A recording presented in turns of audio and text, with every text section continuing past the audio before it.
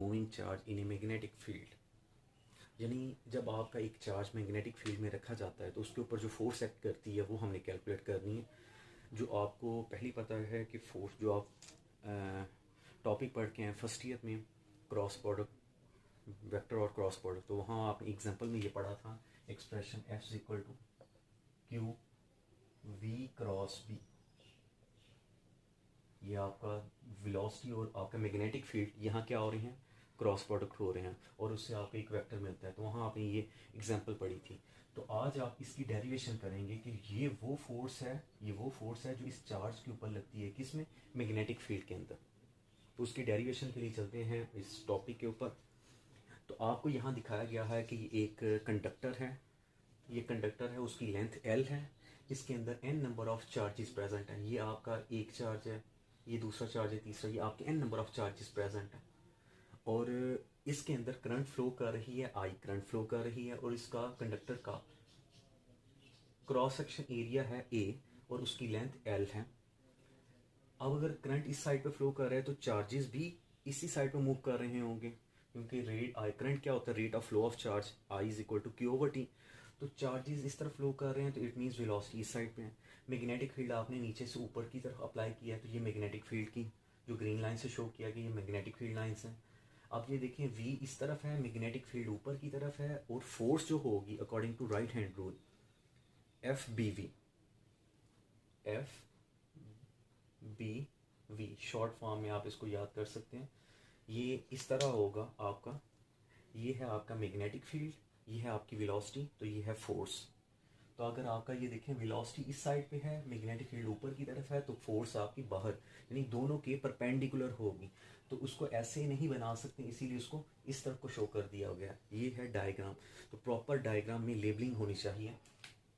Velocity इस side पे है, मैग्नेटिक फील्ड ऊपर की साइड पे, और फिर आपकी फोर्स इस साइड पे होगी, दोनों के परपेंडिकुलर। अब ये देखें, ये कंडक्टर है जिसकी लेंथ L है। अगर आपने इसको मैग्नेटिक फील्ड में रखा है, तो जो आपका फर्स्ट टॉपिक था force on a current carrying conductor in a uniform magnetic field, तो वो आपके पास एक्सप्रेशन आया था F L equal to I L cross B. ये वो फोर्स है जो कंडक्टर के ऊपर लगती है मैग्नेटिक फील्ड में। तो आपको ये एक्सप्रेशन मिला था उसका, F equal to I L cross B. अब यहाँ इसमें आपको अगर आई नोन हो, करंट की वैल्यू पता चल जाए, तो आप फाइंड आउट कर सकते हैं कि वो फोर्स जो किसी चार्ज के ऊपर लगती है मैग्नेटिक फील्ड के अंदर। तो उसके लिए आप क्या करेंगे, आपने कह दिया करंट जो है rate of flow of charge है, यानी क्यू ओवर टी। यहाँ अब आपको डेल क्यू पता होना चाहिए, टोटल चार्ज पता होना चाहिए, और उसका टाइम पता हो। तो ये दो चीज़ें अगर पता हो तो करंट आ जाएगा, करंट की फिर वैल्यू को इधर पुट करेंगे तो वो फोर्स आ जाएगी जो कंडक्टर के ऊपर लगती है। अब मैं इस कंडक्टर के बारे में कहूँगा, अगर इसमें n नंबर ऑफ चार्जेस हैं, उसको n से रिप्रेजेंट किया गया। एक चार्ज के ऊपर जो जो एक मूविंग चार्ज है उसको मैं q कह सकता हूँ, ये q है आपका, इसकी वेलोसिटी v है, मैग्नेटिक फील्ड b है।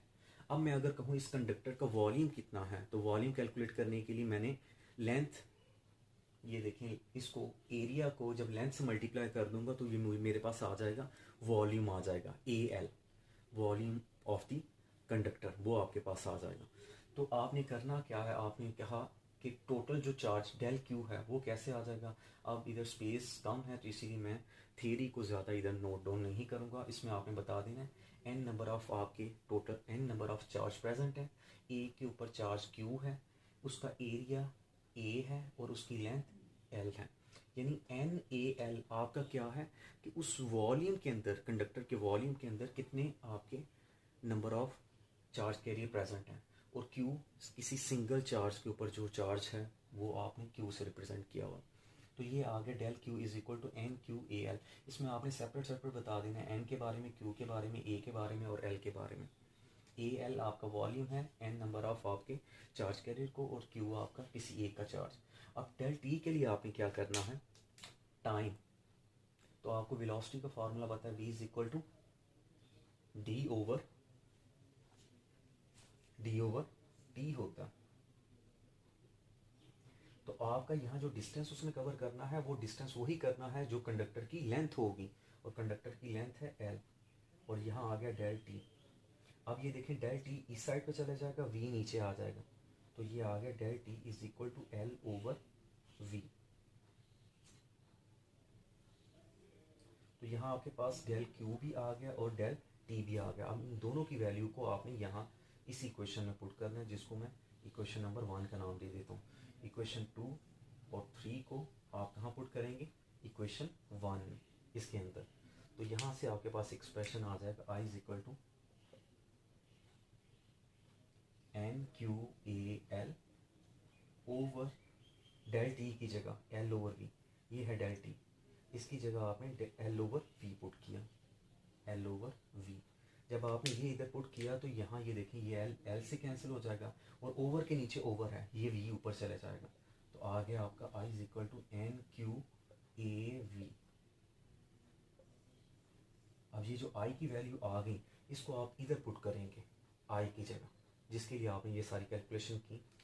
तो मैं इस फॉर्मूले में पुट करने लगा हूँ, आई को यहाँ पुट करने लगा। तो आ गया आपके पास एफ एल, ये वो फोर्स है जो कंडक्टर के पूरे कंडक्टर के ऊपर लगती है, जिसके अंदर ये चार्ज के रिप्रेजेंट है। वहाँ मैंने आई की जगह ये पुट कर दिया एन क्यू ए वी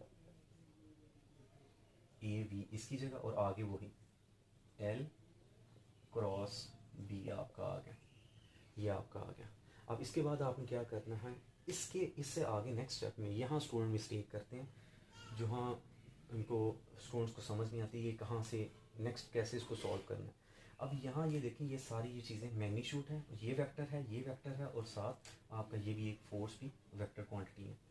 तो आपने पढ़ा हुआ है, मैं इधर सारे आपको इक्वेशंस लिखवा देता हूँ, वो आपने नोट डाउन कर लेंगे। जैसे ए यूनिट वेक्टर आपने पढ़ा हुआ है, ये होता है वेक्टर ओवर इट्स मैग्नीट्यूड। तो यहाँ इसको अगर वेक्टर लिखा जाए, A vector is equal to A unit vector आता है। इसी तरह फिर मैं एल यूनिट वेक्टर को, एल वेक्टर को कैसे लिख सकता हूँ, एल मैग्नीट्यूड और एल यूनिट वेक्टर। इसी तरह वी को, V vector is equal to V magnitude और वी यूनिट वेक्टर। इसमें जो आपकी लेंथ की डायरेक्शन है वही वेलोसिटी की डायरेक्शन है। तो ये बातें भी आपने सारी, ये इक्वेशंस आपके सामने मैंने लिख दी हैं। अब यही इसमें मैं यूज़ करूँगा और इसको आगे फर्दर सॉल्व करूँगा। तो यहाँ ये देखें F L is equal to N Q A v, और इस v को मैं अब अंदर ले जाऊंगा, और इस वेक्टर की जगह, ये वेक्टर किसके इक्वल है according to this equation, l equal to l magnitude और l यूनिट वेक्टर। तो l unit vector cross b vector, ये आ गया आपका। मैंने इसकी जगह क्यों नहीं लिखा, सिर्फ इसकी जगह इसलिए लिखा है कि मैं ये बनाना चाह रहा हूँ, b पहले ही है, q इधर पहले प्रेजेंट है, तो ये देखिए उसी की फॉर्म में कन्वर्ट होता जा रहा है, इसीलिए मैंने सिर्फ इसको डिस्टर्ब किया। अब एल यूनिट वेक्टर मैंने बताया है एल की वही डायरेक्शन होगी जो वी की डायरेक्शन होगी, तो फिर मैं इसकी जगह क्या लिख सकता हूँ,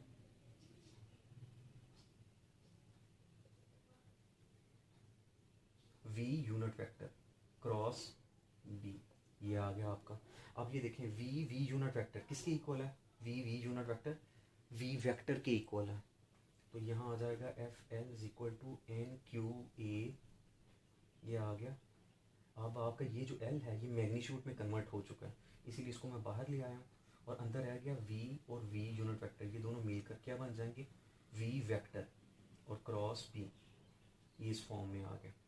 अब आपके पास ये वो फोर्स आ गई है जो पूरे कंडक्टर के ओवरऑल चार्जेस के ऊपर लगती है। अब आप कैलकुलेट करना चाहते हैं वो फोर्स जो किसी एक चार्ज के ऊपर लगती है, तो उसके लिए क्या करना है आपने, उसके लिए आपने ये करना है NaL, ये पूरे कंडक्टर की वॉल्यूम जितने आपके ओवरऑल चार्ज हैं उसके ऊपर ये लगती है। तो NaL ये आपका यहाँ से जो मल्टीप्लाई हो रहा है वो दूसरी साइड पे जाकर डिवाइड होगा, तो जब डिवाइड होगा, स्पेस मेरे पास कम है इसीलिए ये आपका इस साइड पे आकर हो जाएगा F जो किसी एक चार्ज के ऊपर लगती है इज इक्वल टू, ये आ जाएगा FL डिवाइडेड बाय NaL।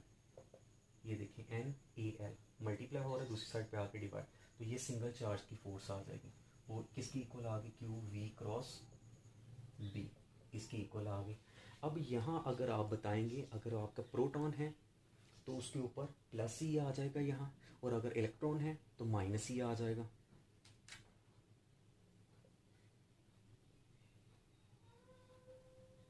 अगर आपका प्रोटॉन है तो plus C V cross B आ जाएगा, और अगर आपका इलेक्ट्रॉन है तो उसके लिए F equal to minus C V cross B, ये आ गया, ये आ जाएगा। क्लियर हो गया आपको? अब इसके बाद आपने यहाँ जो डिस्कस करना है वो स्पेशल केसेस उसके डिस्कस करने हैं कि वो मैक्सिमम कब होगा, मिनिमम कब होगा, जो मैं इसको रेज करने के बाद फर्दर सॉल्व करता हूँ आगे।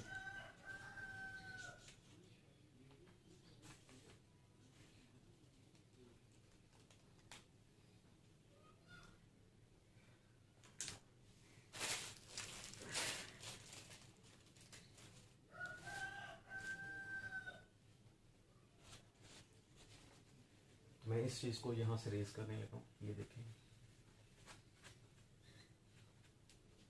अब इसी को अगर मैं इसकी मैग्नीट्यूड फॉर्म लिखूँ तो ये आ जाएगा q v B sine of theta. जब भी क्रॉस को तुम करते हैं आपने साइन लगाया।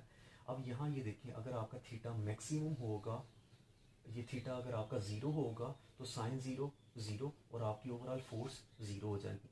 यानी थीटा 0 डिग्री के लिए आपकी एफ ज़ीरो आ रही है, और थीटा आपका अगर 90 डिग्री हो तो फोर्स मैक्सिमम आ जाएगी जो क्यू वी बी के इक्वल है।